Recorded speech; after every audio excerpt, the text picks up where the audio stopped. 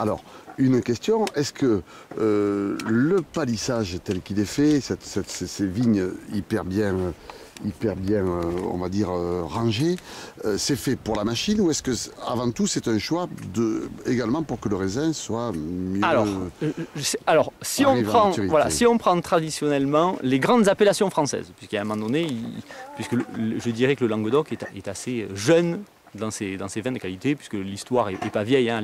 On va dire qu'on fait des vins de qualité en Languedoc, le premier étant d'Omagassac, qui a un peu plus d'avance par rapport aux autres.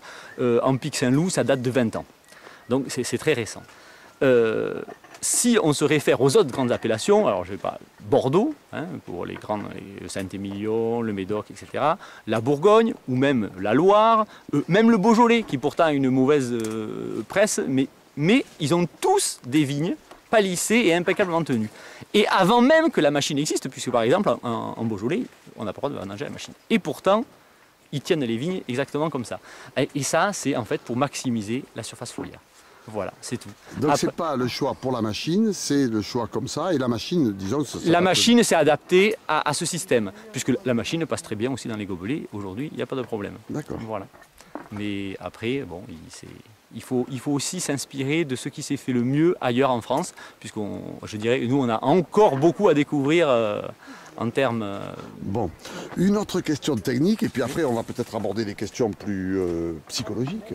Je vois que les vignes sont très bien tenues. C'est un jardin, il n'y a pratiquement pas d'herbe dedans.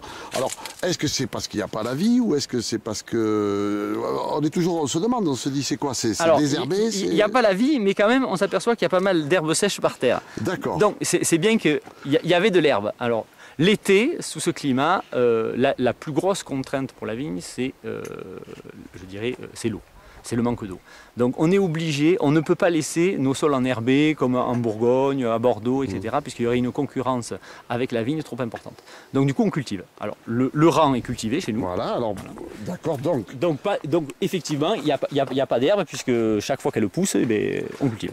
Alors sous le rang par contre... Cultiver, ça veut dire que vous passez avec le tracteur et vous arrachez. Et on laboure en fait. Vous labourez, voilà. Donc... Exactement, on laboure. Alors sous le rang, non, on ne passe pas d'intercept. Là, nous, on fait un désherbant, voilà, en poste levé. En quoi En poste levé, c'est-à-dire qu'on ne met pas, on n'a jamais mis chez nous de ce qu'on appelle des prélevés, c'est-à-dire des antigerminatifs. C'est des produits en fait que vous épandez avant même qu'il y ait de l'herbe, qui migrent dans le sol et qui restent là, puisque c'est des produits à grosse rémanence, très polluants, puisqu'ils ont une durée de vie très très longue, puisqu'ils empêchent les graines de germer. Alors ça, nous, j'en parlais tout à l'heure, en tant que scientifique, quand même, ça nous dérange, puisque c'est ce genre de produit qu'on retrouve après dans les nappes phréatiques, et que boivent les Montpelliérains. Donc ça, nous ne le mettons pas, et nous ne l'avons jamais mis, et nous ne le ferons jamais. Voilà, bon. C'est comme les insecticides, à l'ortus, on n'en a jamais mis non plus.